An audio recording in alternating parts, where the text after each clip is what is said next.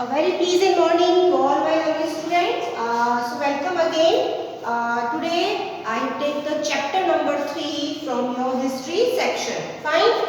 In earlier chapter number 2, we have discussed about the trade to territories, how the Britishers come in India as a traders and they capture the India, they will become the owner of India.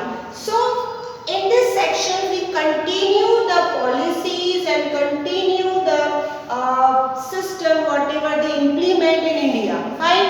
So, chapter name is ruling the countryside.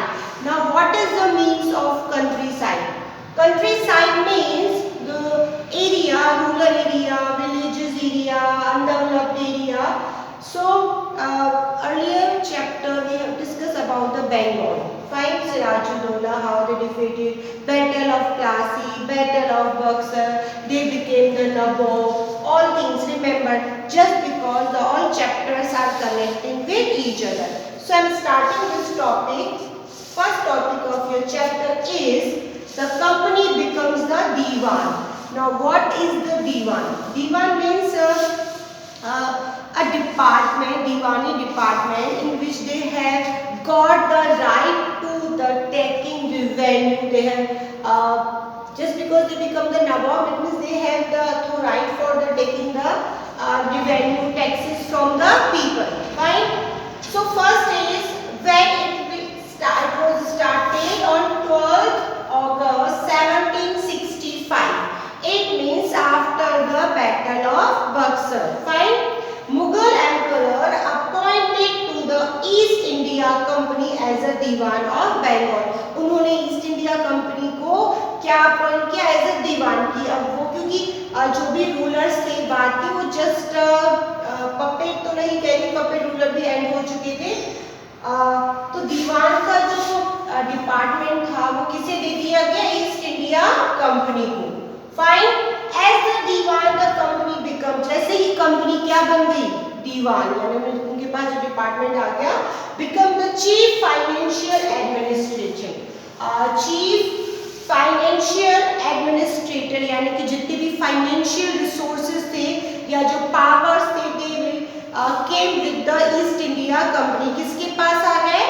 East India company. So they become the chief financial administrator of the territories under its control. जो भी areas उनके under में आते थे, अभी तक वो पूरे इंडिया पर उन्होंने रूल नहीं किया था. जो भी एरिया जैसे बंगाल का उसके जितनी भी टेरिटरीज थी, एरियाज थे, उनके वो क्या बन गए? Chief financial administrator. Next is the company soon realized now when they become the chief financial resources, they have started to collect the taxes. They have realized that many things should be changed. कई सारी चीजें जो बहुत old method से चल रही थी, तो उन्होंने कहीं ना कहीं ये सोचा कि कई सारी चीजें चेंज होनी चाहिए जिसका ज्यादा एडवांटेज उन्हें मिलेगा. So the companies who realized that need to some proper policies, strategies to the colony and countryside, organized revenue. देखिए क्या क्या है? Organized revenue resources. एक सर्वे किया जाए कितने रेवेन्यू रिसोर्सेज है. Redefine the right of people, किसके पास कितना राइट रहेगा वो डिसाइड किया जाए. Produce the crops it wanted. अब यहाँ पर हम एक क्रॉप के बारे में इस चैप्टर में डिस्कस करेंगे. इंडिगो बहुत फेमस है. यानी अब जो रिफॉर्म्स थे they were only for their profit. वो ये सिस्टम जो है, जो स्ट्रेटजी उन्होंने बनाई या फिर जो ये प्रॉपर पॉलिसीज की बात जो कर रहे थे Britishers, it was the only just for their profit. तो ये सारे रिफॉर्म्स की उन्हें लगा जरूरत है. Then next topic of your book is the revenue for the company. Now in earlier section I have already told you that first before the 1865, यानी 1865 के बाद पहले क्या था? Diwani department was not under the British. It was after the 1865 the company purchase. यहाँ पर आएगा बेटा, यहाँ पर आएगा 1765. Okay mister. In 1765 the company purchased gold India by the importing gold and silver from Britain. जो भी चीजें, क्योंकि हमारा जो ट्रेड था, कॉटन टेक्सटाइल्स फर्स्ट चैप्टर में हम कर चुके हैं। तो ब्रिटेन से क्या आता था? Gold and silver. कहाँ से आता था? ब्रिटेन से। और वो देकर वो जो यहाँ से गुड्स है वो लेकर जाते थे। Fine. Now the revenue collected in Bengal could finance the purchase of goods for export. Now, जो भी revenue, whatever revenue they are collecting, just because they have got the right of the financial administrator, so they collecting the taxes. From that money, they are purchasing the goods and they are exporting the Britain. It means the gold and silvers from coming of the Britain has been stopped. वहाँ से gold और silver का आना जो क्या हो गया था? पूरी तरह से बंद हो गया था। Then द परमानेंट सेटलमेंट की भी हम यहाँ पे बात करेंगे इस चैप्टर में। By 1770s the Bengal facing a deep economic crisis. यहाँ पर बंगाल में बहुत इकोनॉमिक क्राइसिस आई, यानी बहुत सिचुएशन हो गई। Artisans productions decline, the agriculture productions has collapsed and peasants were unable to pay the dues. In 1770 यहाँ पर ये बहुत इम्पोर्टेंट है। यहाँ पर एक चीज है 1770 की बात कर रहे हैं। 1770 द टेरिबल फेमाइन, एक बहुत टेरिबल फेमाइन आया, सूखा पड़ा। कहाँ पर? बंगाल में। White out 1/3 of its population. क्या आया था? फेमाइन आया था। इसके बाद कब आया था ये? 1770 में। देखिए ये बहुत फेमस इसलिए क्योंकि इतना ज़्यादा रिवेन्यू कलेक्ट किया जा रहा था, जो पीजेंट्स की सिचुएशन थी वो बहुत ज़्यादा क्या हो गई थी? वर्स्ट हो गई थी। इसके बाद they are unable to pay the tax, वो कोई टैक्स नहीं पे कर पाते। टैक्स बहुत ज़्यादा इंक्रीज कर दिया क्योंकि टैक्स कलेक्ट करने का पावर किसके पास था? ब्रिटिशर्स के पास। सो जो फेमाइन था जिससे 1/3 जो पॉपुलेशन थी वो क्या होगी? वाइट आउट होगी। वाइट आउट का मतलब है खत्म हो गई, यार इतना ज्यादा इसको डिजास्टर भी कह सकते हो। उस टाइम का ये सबसे बहुत ही या कह सिचुएशन ऐसी हो गई, बहुत ज्यादा वर्स्ट हो गई। किसकी? बंगाल की। उस बंगाल की जो अपनी प्रॉस्पेरियस के लिए बहुत ज्यादा जाना जाता था।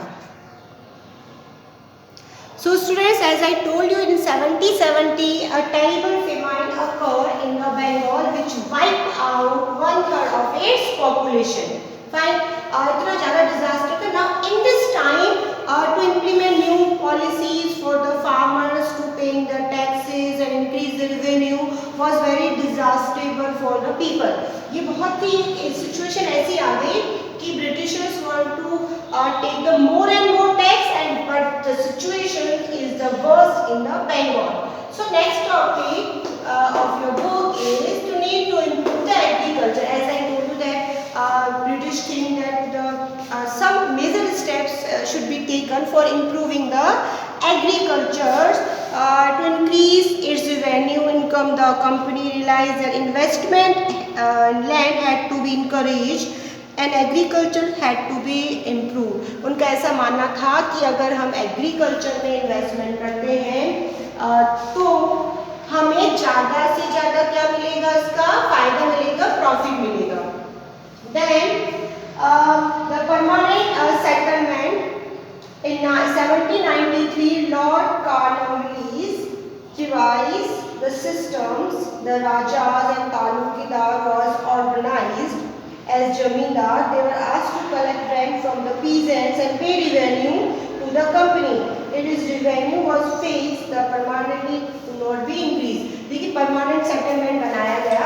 ये मैं आपको जो सिस्टम है ये अलग से लिखवाऊंगी। परमानेंट सेटलमेंट का क्या पार्ट था? जो जमींदार थे पर्टिकुलर एरिया के, उन्हें ये कहा गया कि फिक्स टैक्स वो कलेक्ट करें, ना तो वो उसे बढ़ा सकते ना ही उसे वो कम कर सकते। बट इन दिस सिचुएशन जब बंगाल में एक तरह से फेमाइन आया, लोग बहुत ज़्यादा सफ़र कर रहे थे, क्रॉप प्रोडक्शन नहीं था, तो how they will collect the revenue? It was a major problem for the zamindar. So क्या क्या प्रॉब्लम्स रही? इन्होंने तो कह दिया कि इन्वेस्टमेंट करेंगे एग्रीकल्चर में तो उसका फ़ायदा मिलेगा, रेवेन्यू भी फिक्स कर दिया, परमानेंट सेटलमेंट कर दिया कि आपका इतना लैंड है, आपको इतना रेवेन्यू कलेक्ट करना ही है। So what the problems faced by the zamindar? Zamindar found it difficult to pay high revenue fixed by the Britishers. जमींदार को टैक्स कलेक्ट करने में बहुत ज़्यादा प्रॉब्लम आ रहा था क्योंकि लोगों के पास इतना मनी नहीं था और जो टैक्स था वो क्या था, फिक्स था। होता क्या है कि अगर ऐसा कोई नेचुरल डिजास्टर आता है, कई बार रेनफॉल नहीं होती है, एक्सेस रेन होती है, उस कंडीशंस में कहीं ना कहीं छूट दी जाती है, तो यहाँ पे रिवेन्यू फिक्स था तो पे नहीं कर पा रहे थे। सेकेंड, जमींदार who failed to pay the revenue. अब ब्रिटिशर्स ने क्या किया, जो जमींदार टाइम टू टाइम कलेक्ट नहीं कर रहे थे रिवेन्यू और ब्रिटिशर्स को पे नहीं कर रहे थे, तो लॉस इट्स जमींदारी राइट्स, उनका जमींदारी का जो राइट्स है उनसे ले लिया गया। नाउ जमींदार is the mediator between the East India Company and the peasants. यहाँ पे जमींदार का रोल क्या था? They are collecting from the tax from the peasants. किसके लिए कलेक्ट कर रहे थे? कंपनी के लिए। तो ये इंटरमीडिएट का काम था। अब इनके लिए बड़ा मुश्किल हो रहा था कि how they collect the tax. The जमींदार were not interested in the improvement of the land. अब जब उनकी खुद की सिचुएशन ऐसी होगी जमींदार की, तो they are not very interested to, वो नहीं चाहते थे कि कोई लैंड में क्या हो, इम्प्रूवमेंट किया जाए या फिर चीज़ों को सुधारा जाए। तो it was the problem of the zamindar. Now a new system is drived. अब यहाँ पर हम बात करेंगे कि हर एक पॉलिसी के लिए अलग अलग चीज़ें बनाई गई। अब न्यू सिस्टम क्या था उसके बारे में हम यहाँ पर देखेंगे। So students, what was the new system is devised during the 19th century. A new system of revenue was introduced by an Englishman, Hall Maxey. Maxey जो थे इंग्लिशमैन थे, यानी कि ब्रिटिश से ही थे, और उन्होंने एक नई पॉलिसी इंट्रोड्यूस की रिवेन्यू की।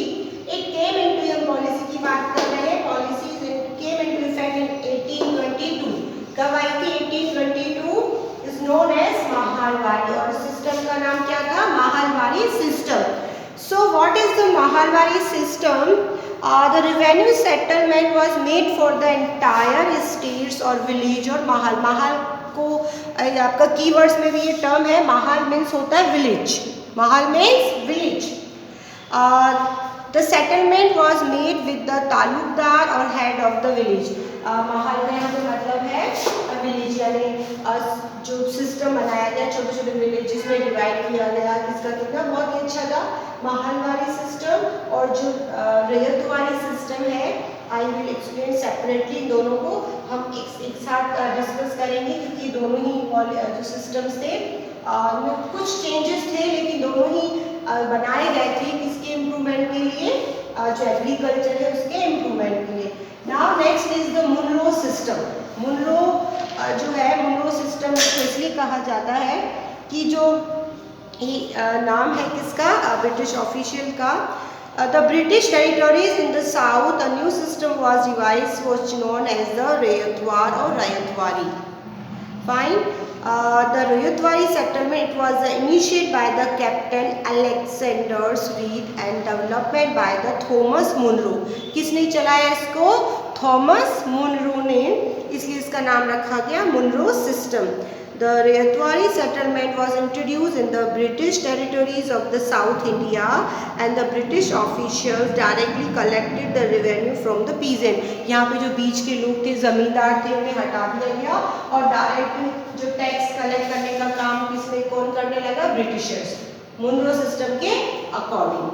Fine. In order to the desire to increase the income from the land revenue, officials fixed high revenue demand, but peasants were unable to pay and the village became the desert and the many reason। लेकिन उनका जो taxes था उतना ज़्यादा था कि लोग उसे पे नहीं कर पा रहे थे। Fine. So it is about your today's lecture. आज हमने किया कि how the company became the nawab, then revenue system for the company, need of the improvement the agriculture, what problems faced by the zamindar, what was the new system. New system two are the new system Mahalwari and the Rayatwari. I will explain and separately Mahalwari system and the Rayatwari system. Now next topic which we will start with the crop for Europe कि ऐसी कौन कौन सी crops थी जिसे Europe के लिए grow किया गया। मैंने स्टार्ट में बताया था हम इसमें किसकी बात कर रहे हैं, इंडिगो की। सो नेक्स्ट लेक्चर बहुत इंटरेस्टिंग होने वाला है। Why the demand for Indian indigo, क्यों डिमांड थी इंडिगो की, and how was Indigo cultivated, किस तरह से उसे उगाया जाता था, and what problems with the निच कल्टीवेशंस, उसमें निच जो कल्टीवेशंस थे उनको क्या क्या प्रॉब्लम्स आ रही थी, एंड रॉयत वाली जो है उसको क्या प्रॉब्लम आ रही थी। इसके बाद लास्ट में ब्लू रिबेलियन एंड आफ्टर जो इंडिगो को ग्रो करने की प्रोटेस्ट किया गया उसको ब्लू रिबेलियंस के नाम से जाना जाता है। तो एक लेक्चर और बनेगा इसका। आज के बाद आपका चैप्टर ओवर है, इन सारी चीज़ों को लर्न करेंगे। Thank you, have a nice day.